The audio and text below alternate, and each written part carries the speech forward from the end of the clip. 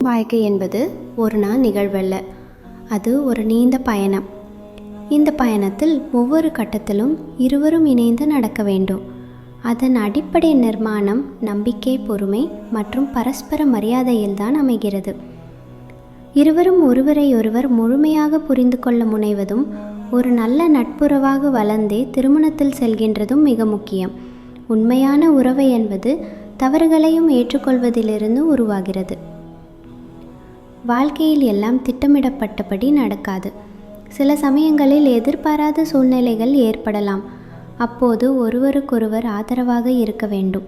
குறைகள் இருக்கலாம், ஆனால் அதை பற்றி ஒன்றாக பேசிக்கொண்டு சரி செய்யும் மனப்பாங்கு இருக்க வேண்டும்.